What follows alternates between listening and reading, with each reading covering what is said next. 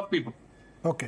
Yes Sridhar Reddy గారు, కత్తి వెంకటస్వామి గారు కూడా జాయిన్ అయ్యారు కాంగ్రెస్ పార్టీ నుంచి. శ్రీధర్ రెడ్డి గారు, బీఆర్ఎస్ స్టాండ్ ఏంది పవన్ కళ్యాణ్ దాని విషయంలో? ఎక్కువగా రియాక్ట్ అయింది పవన్ కళ్యాణ్ దాని గురించి. సరే, కాంగ్రెస్ మొదలు సభ రద్దు చేసినా ఎక్కువ రియాక్ట్ అయింది బీఆర్ఎస్ సోషల్ మీడియానే ఆ రోజు పవన్ కళ్యాణ్ ప్రెస్ మీట్ పెట్టిన తర్వాత. పవన్ కళ్యాణ్ మీద పెద్దగా రెస్పాండ్ అయ్యి ఏదో అడవాడు చేయాలని మాకేం లేదు. నెంబర్ వన్, ఆయన ఈ జాగీరు బీగీరు అని ఇట్లాంటి మాటలు మాట్లాడినందుకు మీరు చెప్పింది కరెక్టే. తెలంగాణ ఎవరు జాగీరు అని చెప్పి, మా తెలంగాణలో జాగీరే, ఆలకొండ తెలంగాణ ప్రజల జాగీరు, ఎవరైనా రావచ్చు పోవచ్చు. ఇంతకుముందు కూడా కేటీఆర్ కూడా చెప్పినారు, ఇంతకుముందు కూడా ఆయన పోటీ చేసింది, ఇక్కడ అసెంబ్లీ పోటీ చేయలేదా, పార్లమెంట్ పోటీ చేసారి మన మున్సిపాలిటీ ఎలక్షన్స్ లో పోటీ చేయలేదు అక్కడక్కడ. అంటే అది పెద్ద విషయం కానే కాదు. పవన్ కళ్యాణ్ గురించి పెద్దగా ఇక్కడ ఆలోచించి నవరవలసిన అవసరం లేదు. ఎప్పటికైనా పోవచ్చు. ఇక్కడే ఉంది, ఇప్పుడు ఢిల్లీలో మీటింగ్ చేసుకున్నారు, నెక్స్ట్ ఉత్తరప్రదేశ్ బీహార్ కూడా పోయినామని చెప్పండి, మాకేం అభ్యంతరం ఏముంటుంది. ఇప్పుడు తెలంగాణ ఉండలేడు ఆయన, ఆయన ఇల్లు ఇక్కడనే, వాళ్ళ మొత్తం కుటుంబం ఉండేది ఇక్కడనే, వాళ్ళ ఆస్తులు ఇక్కడనే, వాళ్ళ సినిమాలలో సగం స్టూడియోలు ఇక్కడనే రోజు చేసే షూటింగ్. వాళ్ళ ఆఖరికి ఆంధ్రప్రదేశ్ ముఖ్యమంత్రి కూడా తెలంగాణలో కలిసింది ప్రధానమంత్రి. మనకి ఏముంటది, ఏమంటుందంటే, కాకపోతే ఏంటంటే ఇంతకుముందు శరత్ గారు చెప్పినట్టు స్పీకింగ్ అబౌట్ తెలంగాణ అనవసరమైనటువంటి రెచ్చగొట్టే డైలాగులు కొట్టుకోకుండా ఎవరితో వాళ్ళు చేస్తారు. దాని గురించి పెద్దగా పవన్ కళ్యాణ్ గారు ఎవరైనా వారి అభిమాని కలిస్తే ఆయన ఇష్టం. పాన్ ఇండియా ఆయనకు ఫిల్మ్ స్టార్ నేమ్ ఉంది, ఈ can go anywhere. Same way ఇప్పుడు కేఏ పవన్ గారు కూడా మొన్న మధ్య నేను ఇక్కడ చూసా ఒకటి, ఏంటంటే మీకు తెలంగాణ ముఖ్యమంత్రి కావాలని ఉందా, ఆంధ్రప్రదేశ్ ముఖ్యమంత్రి కావాలని ఉందా అంటే, నాకు ముందే తెలంగాణ ముఖ్యమంత్రి కావాలని ఉంది, ఆంధ్రాలో నేను నన్ను ఒక బీసీని ముఖ్యమంత్రిని చేస్తాను, ఆ తర్వాత ప్రధానమంత్రి కావాలని చెప్పాడు. కేఏ పాల్ పవన్ కళ్యాణ్ ఇద్దరు ఒకటేనా? 21కి 21 సీట్లు గెలిచాడు ఆయన. ఇద్దరు ఎంపీలు ఉన్నారు. నేను అన్నానా? మీరు అన్నా అంటే కేఏ పాల్ గారికి ఒక పార్టీ ఉందా, ప్రజాశాంతి పార్టీ అని ఉంది. అది రిజిస్టర్డ్ పార్టీ, రికగ్నైజ్డ్ పార్టీ కాదు. అంటే ఇప్పుడు మీరు ఎప్పుడు పెట్టారు పార్టీ? 2014లో పెట్టారు, 2024లో అవకాశం వచ్చింది. ఆయన కూడా నెక్స్ట్ ఎలక్షన్ లో వస్తుందేమో 20 సీట్లు ఇంకొక పొత్తు పెట్టుకుంటే. ఓకే, సొంతంగా పవన్ కళ్యాణ్ గారు కూడా రాలేదు కదా, ఆయనే 2 చోట్ల ఓడిపోయాడు కదా. అట్లే కేఏ పాల్ గారు నెక్స్ట్ టైం ఆంధ్రప్రదేశ్ కు ఇంకొక పొత్తు పెట్టుకుని ఉప ముఖ్యమంత్రి అవుతాడేమో. సో మీ రియాక్షన్ మీ ఆ రోజు అన్నదాని వరకే, అంతే, అక్కడతో ఆ రోజు ఎవడబ్బా జాగీర్ అన్నదాని గురించి అంతే మీ రియాక్షన్, ఇంకా వేరే ఏం లేదు. అవసరం లేదు అటువంటి మాటలు ఇంతకుముందు. కానీ ఎన్టీఆర్ విగ్రహం గురించి కూడా ఇప్పుడు మీ కాన్స్టిట్యున్సీ, మీరు జూబ్లీహిల్స్ నియోజకవర్గంలోనే గతంలో పోటీ చేశారు, ఇప్పుడు కూడా బీఆర్ఎస్ టికెట్ కోసం మీరు అడుగుతున్నారు జూబ్లీహిల్స్ లో.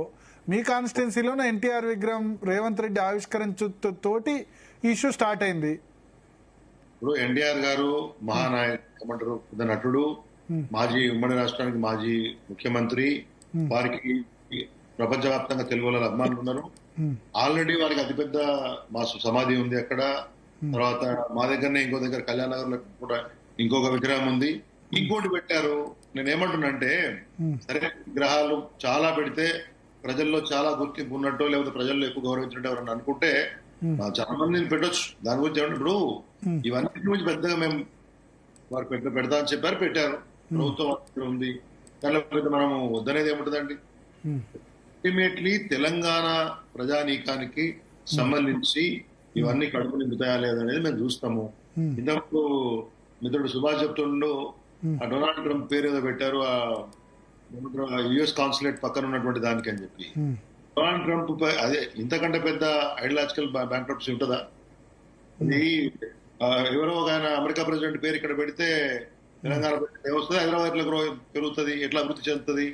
ఇవన్నీ సింబాలిజము, ఈ పొలిటికల్ సింబాలిజము, ఆప్టిక్స్, ఈ ప్రచారం, ఇవన్నీ అల్టిమేట్లీ రేపు తెలంగాణ ప్రజలు చాలా చైతన్యవంతులు కాబట్టి ఇన్ని దశాబ్దాలు కొట్లాడినాము, తెలంగాణ వచ్చింది. ఎవరు ఏ ఆలోచనతోటి ముందుకు వస్తున్నారు, ఎవరు మనసులో ఏంటి, భాష ఏమిటి, దాని భావం ఏంటి అర్థం చేసుకోలేనంత అమాయకులు ఎవరూ లేము. ఒకటండి, ఎవరైనా ఎక్కడైనా పొలిటికల్ పార్టీ పెట్టుకోవచ్చు, కానీ ప్రజాస్వామ్య భావనలో మేము వ్యతిరేకం కాదు. వాళ్ళ ఉద్దేశాన్ని వాళ్ళు చెప్తారు, మా ఉద్దేశం మేము చెప్తాం. అల్టిమేట్లీ తెలంగాణ ప్రజలు న్యాయం చెప్తారు. ఎవరు వాళ్ళ భవిష్యత్తును, అభివృద్ధిని, సంక్షేమాన్ని గుర్తించి పనిచేస్తారనే విషయంలో క్లారిటీ వస్తుంది కదా రేపు పొద్దున. కాబట్టి పవన్ కళ్యాణ్ గారు ఎక్కడ తిరిగినా ఏం తిరిగినా పవన్ కళ్యాణే కాదు, కే పవన్ గారు లేకపోతే మిగతా ఇప్పుడు ఆంధ్ర నాయకులు, నేనేమంటున్నా సేమ్ టైం పవన్ కళ్యాణ్ గారు కొంతమంది వారు ఇప్పుడు తిరుగుతున్నారు కాబట్టి చిన్నప్పుడు మా కొంతమంది మిత్రులు ఇక్కడ పెట్టారు. అంటే ఎవరిని వ్యతిరేకించట్లేదు, ఎవరిని అనుకుంటట్లేదు, కానీ మేము కూడా ఆంధ్రప్రదేశ్ లో జయశంకర్ గారి విగ్రహం కోసం పర్మిషన్ అడుగుతామని, అక్కడ రేపు పొద్దున కార్పొరేషన్ టికెట్ లో లేకపోతే ఎమ్మెల్యే టికెట్ లో అడుగుతామని చెప్తున్నారు. స్వాగతిస్తారని కూడా పవన్ కళ్యాణ్ స్వాగతిస్తారని అనుకుంటారు. ఎంతమంది ఎవరు అన్నారు కదా మీరు స్వాగతించాలని అని చెప్పి, స్వాగతిస్తారని అనుకుందాం. అల్టిమేట్లీ అప్రస్తుత అంశాలు కాకుండా తెలంగాణకు సంబంధించినటువంటి అంశాలు ఓ పద్ధతిగా మాడుకుంటూ పోతే ఎనీ పొలిటికల్ పార్టీ అండి ఫర్ దట్ మ్యాటర్. మన దగ్గర ఇక్కడ కొంతమంది టికెట్లు రాకపోతే ఆల్ ఇండియా ఫార్వర్డ్ బ్లాక్ పేరు మీద కూడా పోటీ చేసి గెలిచారు, కొంతమంది బిఎస్పీ పేరు మీద గెలిచారు, కొంతమంది అదేంటి జనతా పార్టీ మీద గెలిచినటువంటి వాళ్ళు ఉన్నారు గుర్తు కోసం అని చెప్పేసి. కాబట్టి entry of a political party, anybody going around Telangana, okay no issues. Yes Katti Venkataswamy గారు నమస్కారం. నమస్కారం. రేపు వాళ్ళ పర్మిషన్ అయితే ఇది ఎన్నికల సభనో అదో